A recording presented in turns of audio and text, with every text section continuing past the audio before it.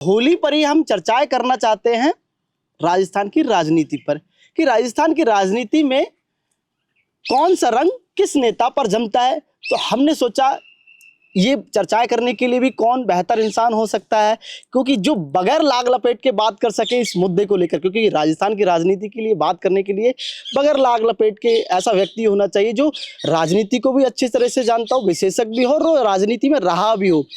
तो हमारे साथ में हमें ऐसा मेहमान है कृष्ण कुमार जानू जी, जो कि प्रवक्ता भी रहे हैं, पत्रकार भी रहे हैं और राजनीतिक विशेषज्ञ भी रहे हैं।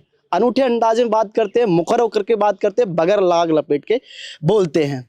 सर जी नमस्कार। होली का त्योहार है, राम राम। आपको होली की पहले तो हार्दिक बधाई। आपको भी बहुत बहुत शुभकामनाएं। होली है तो बुरा न मानो होली है। तो हमने सोचा क्यों ना राजस्थान की राजनीति पे बात की जाए और किसी नेता को नेताओं पर बात करनी चाहिए तो ऐसे नेताओं पर बात करनी चाहिए, ऐसा रंग डालना चाहिए ताकि उनको भी बुरा ना लगे। पहले मैं शुरुआत करता हूँ, राजस्थान में ऐसा नेता कौन सा है जिस पर लाल रंग बढ़िया जचेगा? देखो, आज की परिस्थिति में लाल रंग बहुत ताकतवर, ऊर्जा का गतिशील रंग है। हनुमान बेनीवाल उतने अग्रेसिव नेता हैं, नरेश मीणा उतने अग्रेसिव नेता हैं। दोनों बड़े प्रमुख दलों में नहीं है, पर दोनों लाल रंग को सूट करने वाले नेता हैं। अच्छा, आपने थर्ड फ्रंट की बात करी है। वर्तमान में भारतीय जनता पार्टी की सरकार है, पूर्व में कांग्रेस की सरकार रही थी। क्या लगा इन दोनों पार्टियों में कोई ऐसा नेता नहीं मिला जिस पर लाल रंग जच सके? देखो, भारतीय जनता पार्टी में लाल रंग अगर किसी के खाते में जाता है तो वो किरोड़ी बाबा है। वो पूरी शिद्दत से अंतिम दम तक अपनी लड़ाई लड़ते हैं, सरकार से भी, जनता के लिए भी। और ऐसा कोई प्लेटफॉर्म नहीं जिस पर उन्होंने जिस किसी विषय के लिए मुद्दा नहीं छेड़ा हो। अभी नकली खाद बीज के लिए छापा मार रहे थे, तो मंत्री होते हुए भी वो प्रत्यक्ष कार्रवाई में खुद सहभागी होते। लाल रंग को उनको कोट किया जा सकता। मतलब भारतीय जनता पार्टी में देखा जाए तो करोड़ी लाल मीणा पे जचता है। बिल्कुल जचता है। अच्छा, कांग्रेस की बात करें तो नहीं लगा कुछ? कांग्रेस में ऐसा कोई लाल रंग को सूट करने वाला नेता दिखता नहीं है। कांग्रेस में तो सब जो है परिवार की अनुकंपा से जो रंग मिल जाए उसी में रंगने वाले नेता है। अगले रंग की बात करूंगा मैं, क्योंकि होली है, बुरा ना मानो होली है, किसी पे कोई सा रंग डाल दो जी। अब मैं अगले रंग का जिक्र करूंगा। हरा रंग किस पर फेंक दिया जाए? कौन सा नेता है जिस पर सूट करे हरा रंग? जो अगर देखा जाए किसी भी पार्टी की बात करें अगर हम, देखो, हरे रंग का मतलब है हरी हरी बातें करता है, किसी को नाराज नहीं करता है, सबको खुश रखता है। राजस्थान की राजनीति में ऐसे नेता, अपवाद स्वरूप उन्होंने सचिन पायलट को जरूर नाराज किया, बाकी तो गहलोत से सदाबहार हरा रंग किसी के पास नहीं जाता है। बहुत हरे हरे रहते हैं, सबको खुश रखते हैं, विपक्ष में भी और अपनी पार्टी में भी। भारतीय जनता पार्टी में इस प्रकार का रंग अगर किसी के खाते में हम डालने की कोशिश करें तो भारतीय जनता पार्टी के जो पुराने नेता हैं, नए नेता हैं, आज की तारीख में हरा रंग मदन राठौड़ के खाते में जाता है। किसी को नाराज नहीं करता, सबको ही भाता है, सबको ही लुभाता है और कुछ विशेष निर्णय भी बेचारा नहीं कर पाता है। मतलब सबको हरण कर लेते हैं। हाँ, उनको हरा हरा ही दिखता है, इसलिए उनके खाते में हरा रंग जाए तो ठीक रहेगा, न्याय रहेगी रंग के साथ। अब मैं जिक्र करूंगा जो रंग हमेशा हर किसी का प्रिय होता है, खास तौर पर गुलाबी रंग। किस पे बेहतर जचेगा? कांग्रेस, बीजेपी या अलग दल की बात करें? देखो, कांग्रेस में गुलाबी रंग किसको जाएगा थोड़ा सा सोचना पड़ेगा। आप भी हिंट दें तो समझ में आएगा। ऐसा नेता मिला नहीं। हाँ, कांग्रेस में इतना गुलाबी नेता अगर कोई मैं ढूंढने की कोशिश करूं तो बिना काक को देखा जा सकता था, पर अभी वो कोई बहुत सक्रिय पॉलिटिक्स में दिखाई नहीं देते हैं।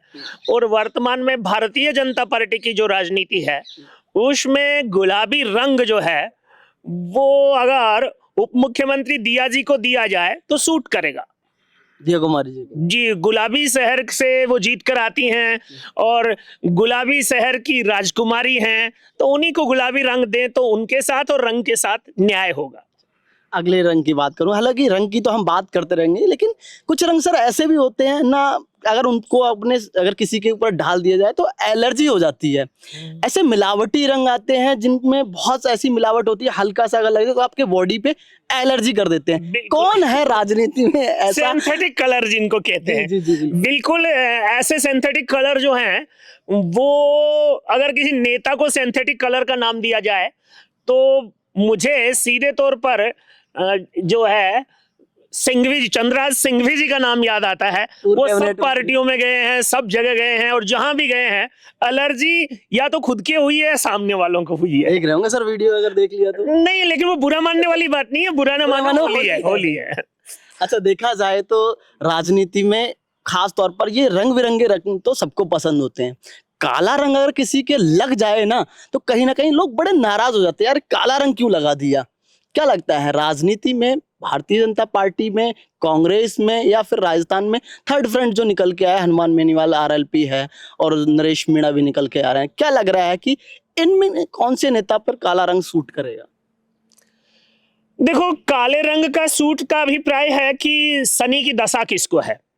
तो भारतीय जनता पार्टी में जब भाजपा सत्ता में आ रही है और जिसका नाम नेता प्रतिपक्ष के नाते मुख्यमंत्री के लिए नैसर्गिक उम्मीदवार के रूप में चल रहा है और वो चुनाव हार रहा है, और अपनी राजनीति में जिसने जिस को बॉस माना, चाहे वो माननीय भैरव सिंह जी हो चाहे माननीय वसुंधरा जी हो, दोनों के साथ न्याय नहीं किया, तो प्रकृति ने और नियति ने इस चुनाव में, जबकि उनको नेता बनने का चांस मिल रहा था, उनको तारानगर में चुनाव हारना पड़ गया।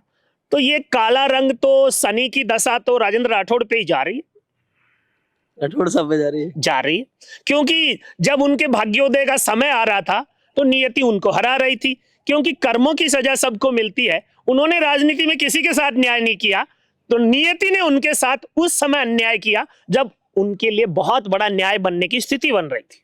सफेद रंग, जिसको आप भी अभी पहने हुए हैं कपड़े, सफेद वस्त्र, देखा जाए सर पे भी और यहाँ भी है।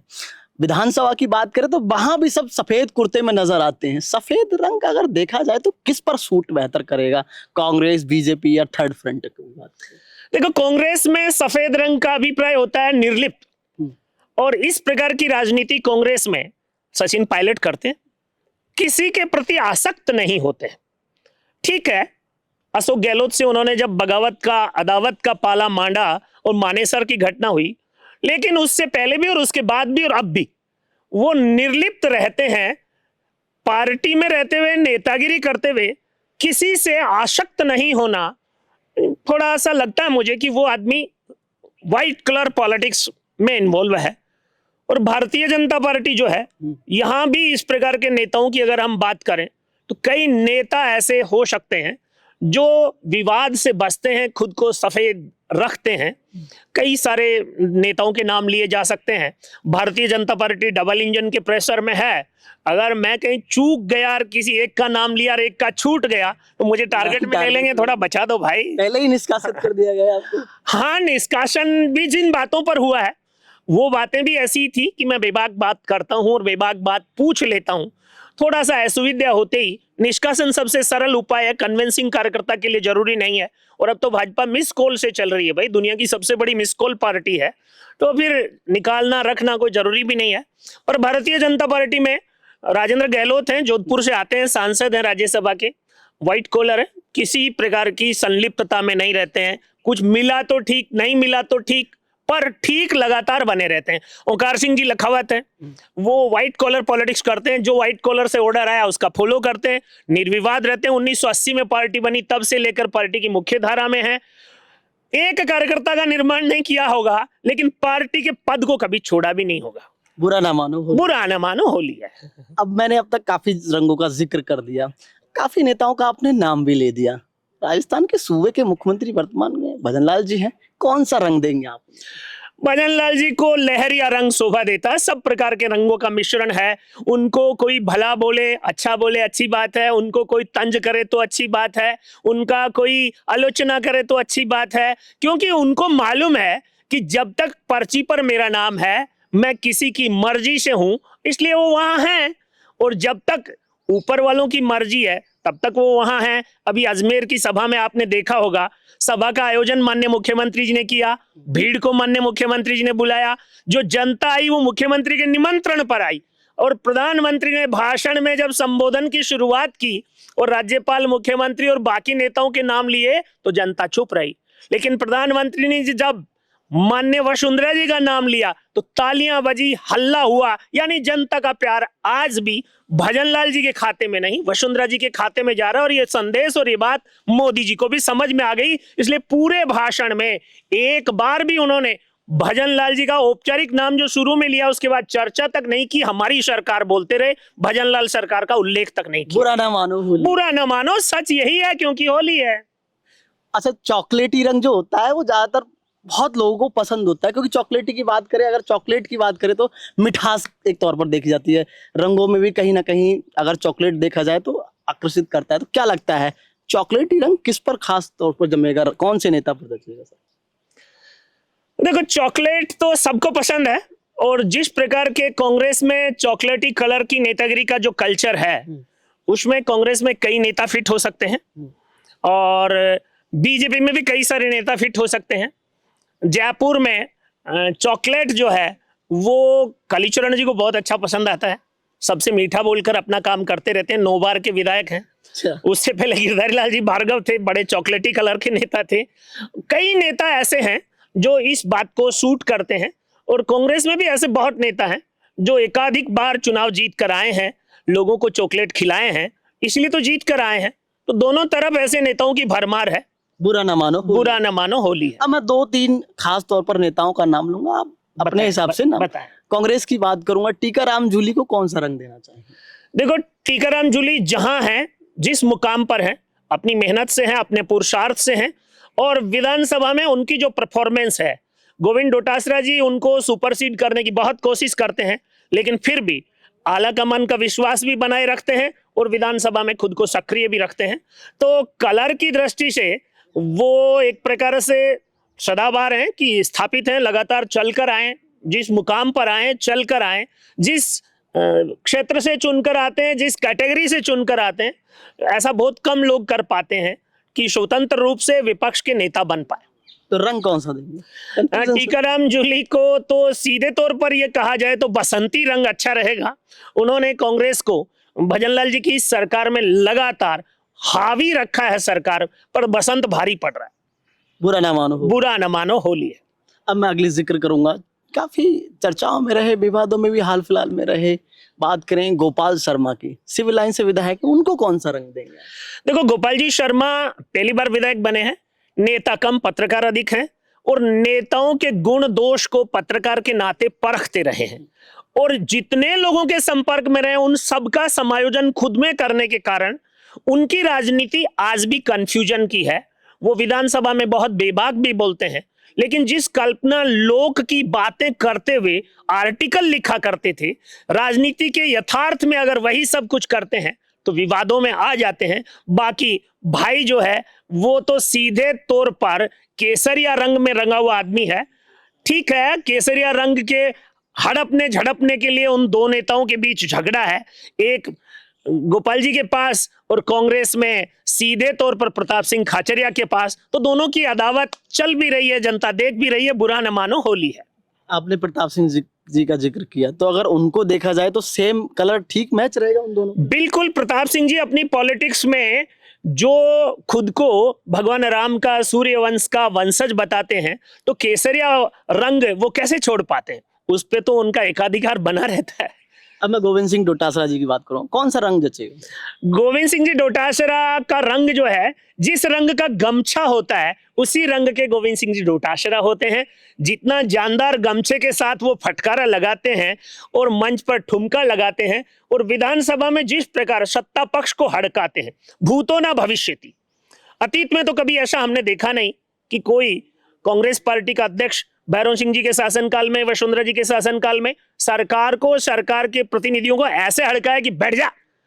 पहली बार देखने को मिल रहा है। और गोविंद जी की ये जो बेबाकी है, ये उनकी गमछा स्टाइल जो है, अब वो जहां करौली में जाएंगे, डांग क्षेत्र में जाएंगे तो उस रंग का गमछा लेंगे, शेखावाटी में जाएंगे तो शेखावाटी का गमछा लेंगे, मारवाड़ में जाएंगे तो मारवाड़ का गमछा लेंगे, क्योंकि कांग्रेस के प्रदेश अध्यक्ष हैं। तो वो जहां जैसा गमछा उपलब्ध होता है वैसा ही उनका फटकारा चलता है। बुरा ना मानो, वो बुरा नहीं मानते हैं, होली है। अंतिम 2 सवाल पूछूंगा। युवाओं की बात करें, युवाओं के 2 नाम मैं लूंगा, उन पर कौन सा बेहतर रंग जचेगा? रविंद्र सिंह भाटी। रविंद्र सिंह भाटी जो हैं वो सामंजस्य की कोशिश करते हैं। राजनीति में आए तो भारतीय जनता पार्टी में थे, भगवा रंग का अनुसरण करने की कोशिश की और बाद में टिकट नहीं मिला तो भगवा से बगावत करके हरे और भगवा का मिश्रण बनने की कोशिश की, कामयाब हुए। अब आगे का तो हरे और भगवा का मिश्रण जैसे भाजपा के झंडे में भी है कि भगवा रंग तो लहराता है और हरे के डंडा लगा रहता है, तो ये हरा उनको डंडा देता है या वो हरे को डंडा देकर काम निकाल लेते हैं। ये रविंद्र जी भाटी का भविष्य तो अब उन दोनों के द्वंद से ही निर्धारित होगा। अभिमन्यु पुनिया। अभिमन्यु पुनिया कांग्रेस के युवा नेता हैं और जाम्बोजी महाराज के अनुयायी जो विश्नोई कहलाते हैं उस वर्ग से आते हैं, संगरिया से विधायक हैं। देखो, सीधे तौर पर कांग्रेस के पास युवा तुर्क तेज तर्रार नेताओं की बहुत बड़ी फेहरिस्त है और जमीन से जुड़े सामाजिक वर्ग के लोग उनके पास बहुत हैं। भारतीय जनता पार्टी में युवा के नाम पर उस प्रकार के जो विधानसभा का चुनाव जीते हों या जो लोकसभा का चुनाव लड़े हों, ऐसे युवा नेताओं का अभाव स्पष्ट दिखाई देता है। अंतिम तौर पर अगर देखा जाए तो राजस्थान सरकार पर कौन सा रंग? भजन लाल जी तो देखो लहरिया रंग में ही रंगे हुए हैं। ये जो हमारा सारा का सारा सिस्टम है, उनको जहां भी जाओ पगड़ी पहनाओ, पर भजन लाल जी ने अपने रंग का इशारा कर दिया है। वो सांगानेरी गमछे का रंग ही खुद को पसंद कराते हैं और दूसरों को भी पहनाते हैं। बहुत बहुत शुक्रिया। तो देखिए, बुरा ना मानो, नो, होली है। होली पर चर्चा है इसलिए हमने करी क्योंकि होली रंगों का त्योहार है और इसी रंग पर ढालने की कोशिश करी कि हमने राजस्थान की राजनीति में चाहे कांग्रेस की बात करें, चाहे बीजेपी की बात करें, चाहे थर्ड फ्रंट की बात करें, कौन सा रंग किस नेता पर जचता है, खिलता है और वो दिखाई देता है, वो साफ तौर पर कृष्ण कुमार जानू जी ने बता दिया है, जो कि अपने अनूठे अंदाज में जो है अलग अंदाज में बताते हैं, खुलकर बात करते हैं। और होली का त्योहार है और आप लोगों को होली की हार्दिक शुभकामनाएं। बने रहिए मेरे सहयोगी राकेश गुप्ता के साथ। मारव सिंह, पॉलिटिकल पंचायत, जयपुर।